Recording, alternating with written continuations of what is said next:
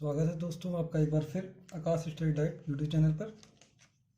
तो आज हम स्टार्ट करने वाले हैं नंबर सिस्टम का second part, rule of divisibility, विभाज्यता के नियम। विभाज्यता के नियम में सबसे पहला आता है दो से विभाज्यता का नियम, रूल ऑफ डिविजिबिलिटी 2। तो दो से विभाज्यता का नियम कहता है कि जितनी भी सम संख्याएं होंगी वे सभी दो से विभाजित होंगी। सम संख्याएं कौन सी कहलाती हैं?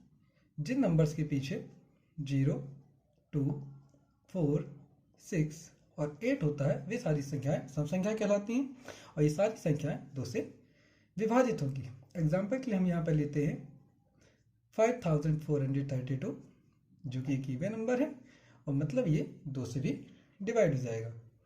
इसी प्रकार आगे चलते हैं।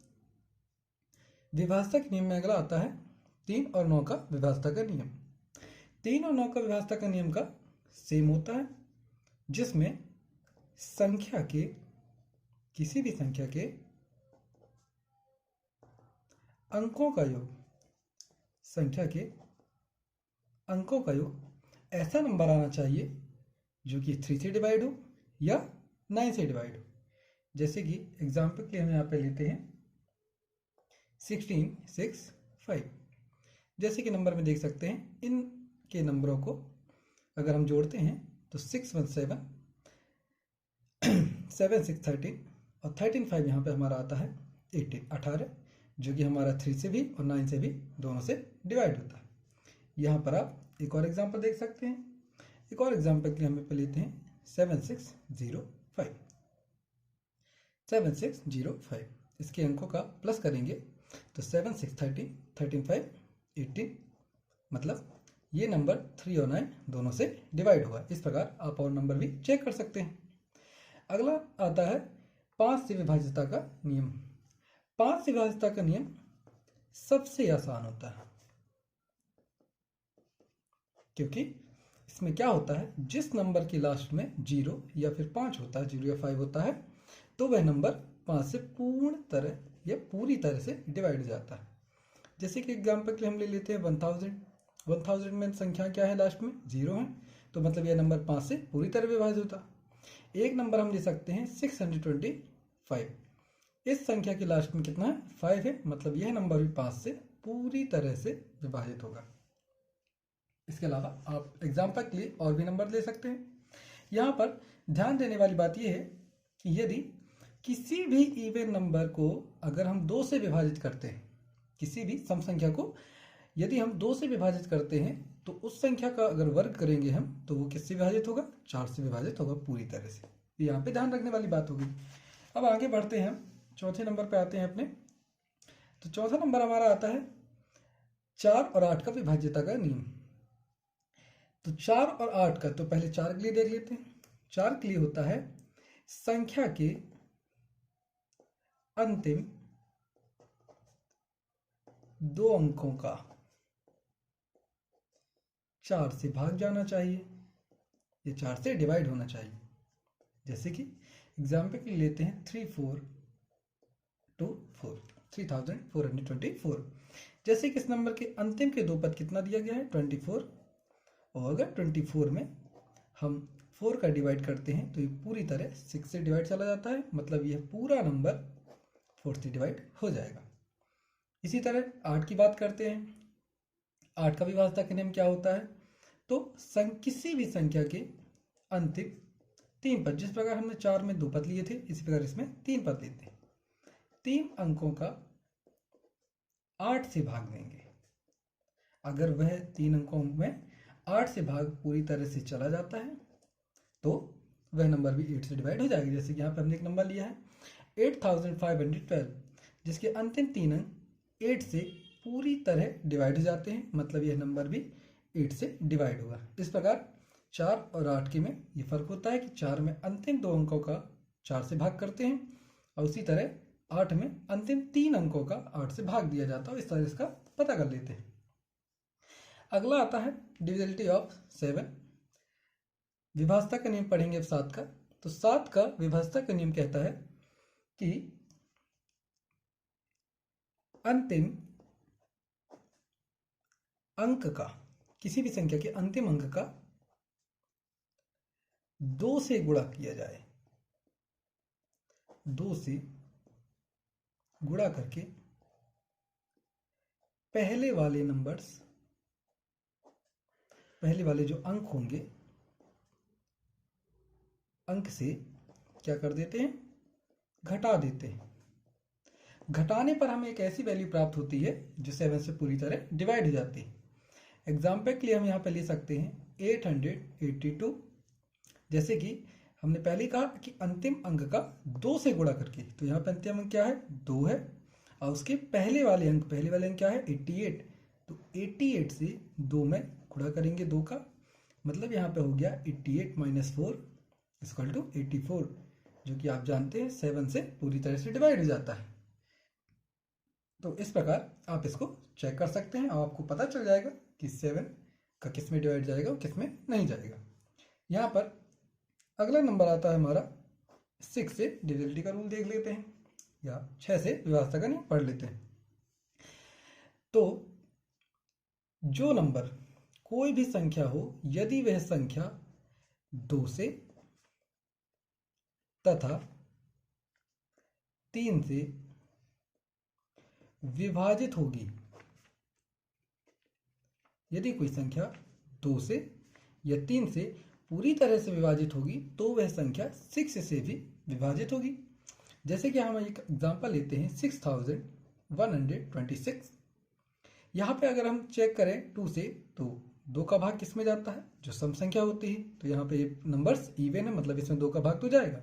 चेक कर लेते हैं 3 के लिए, तो 617, 729, 96, 15, मतलब 15 किस में आता है, 3 से डिवाइड हो जाएगा, तो मतलब यह नंबर 2 से भी डिवाइड हो रहा है और 3 से भी। इस प्रकार ये पूरा नंबर 6 से भी पूरी तरह क्या हो जाएगा, डिवाइड हो जाएगा। आप एग्जाम्पल के लिए ये नंबर्स का चेक कर सकते हैं, इस नंबर का आप खुद ही चेक करिएगा।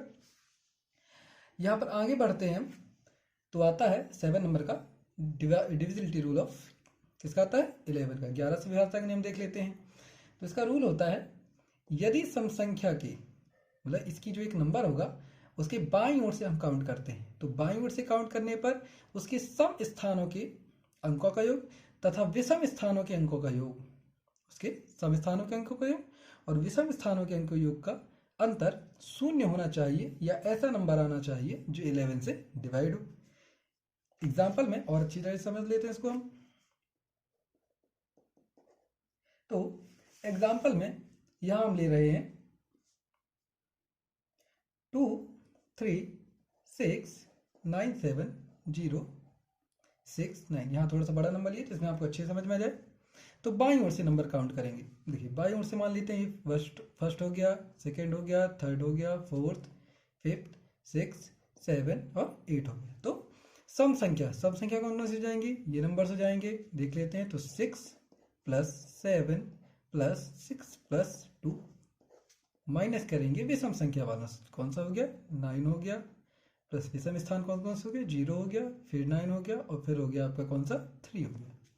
देख लेते हैं, इनको प्लस करेंगे तो आपका यहाँ पे आएगा 21, इनको प्लस करने पे यहाँ आपका आएगा 21, मतलब आपका आंसर कितना आ रहा है, 0। मतलब यह पूरा नंबर 11 से पूरी तरह से विभाजित होगा, मतलब यह नंबर 20 से पूरी तरह से विभाजित होगा। इस प्रकार आप इसका चेक कर सकते हैं। तो इस प्रकार हमने जाना डिविजिबिलिटी ऑफ 2 का, फिर 3 का और 9 का, फिर हमने जाना 5 का, 4 का, 8 का, फिर हमने जाना 7 का, 6 का, और इस तरह हमने जान लिया 11 का। इसके पश्चात अब हम कुछ इसके प्रश्न देखते हैं। तो पहला प्रश्न यहाँ पे हमारे साथ आता है, 1043 को, ध्यान से सुनिएगा, 1043 को किसी संख्या से भाग देने पर भागफल 11 तथा शेषफल 20 प्राप्त होता है। तो आपको क्या ज्ञात करना है, यहाँ पर भाजक ज्ञात करना है।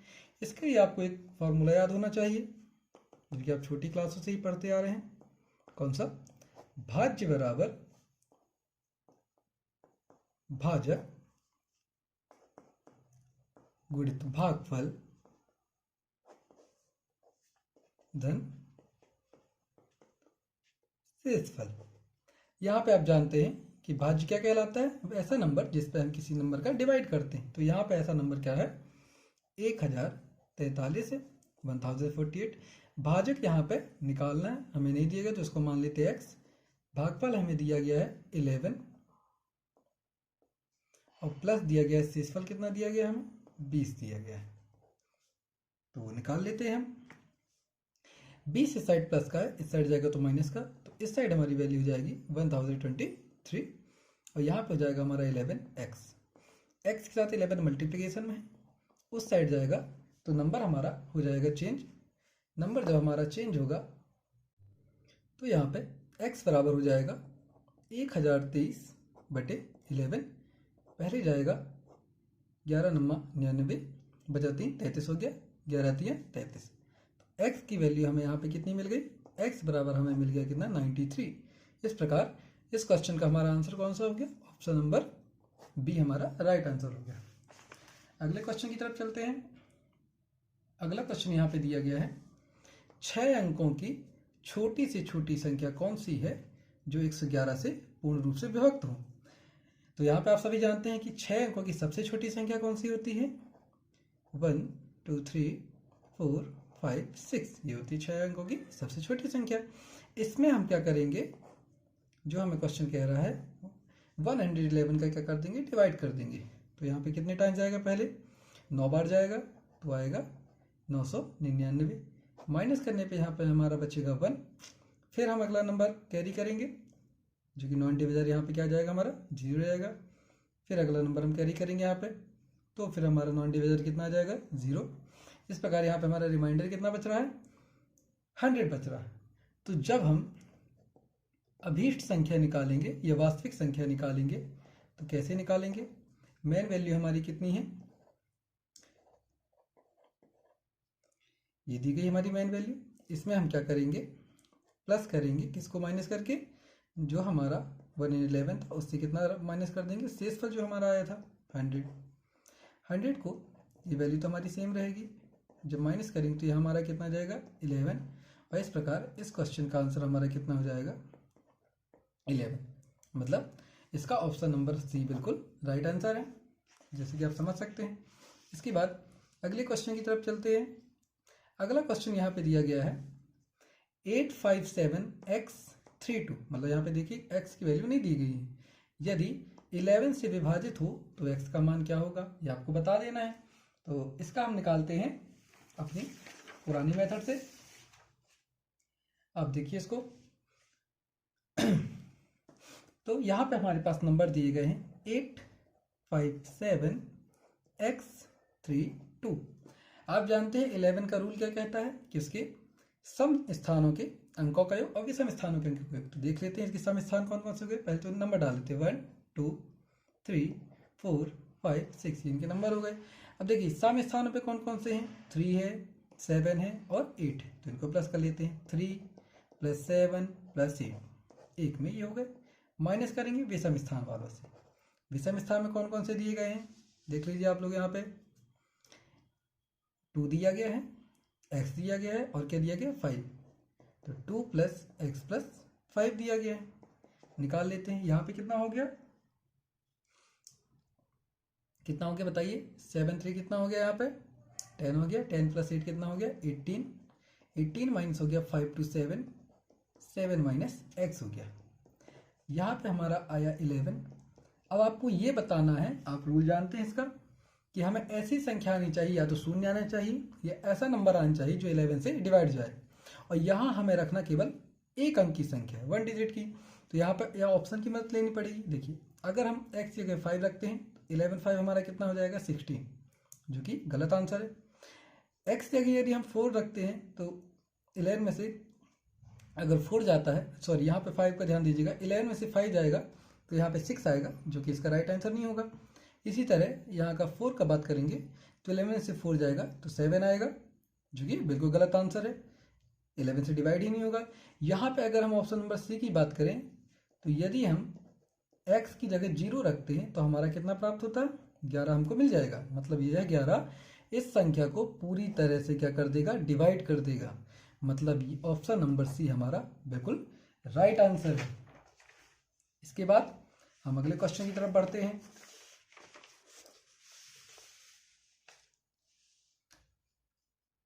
तो यहां पर अगले क्वेश्चन की तरफ ध्यान दीजिएगा। क्या कह रहा है हमारा अगला क्वेश्चन, 157x234 यदि 3 से विभाजित हो तो x का मान हमें बताना है। ये भी सेम वैसे ही क्वेश्चन है, यहाँ पे x की वैल्यू हमें क्या कर देनी है, फाइंड कर देनी है। सबसे पहले हम अपना क्वेश्चन लिख लेते हैं 157x234। अब आप यहाँ पे ध्यान दीजिए कि वह किससे बोल रहा है डिवाइड करने को, 3 से। आप याद करिए अभी हमने 3 का नियम क्या पढ़ा था डिविजिबिलिटी का। इसका नियम होता है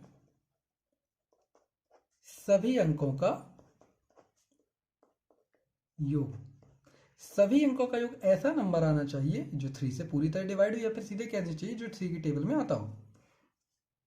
अब इनको प्लस करते हैं तो 1 + 5 + 7 + x + 2 + 3 + 4। यहाँ पे देखो 1 + 5 कितना हो गया, यहाँ पे 6 हो गया।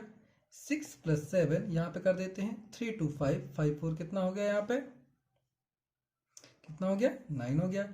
6 7 यहाँ पे हो गया 15 + 9 और प्लस x।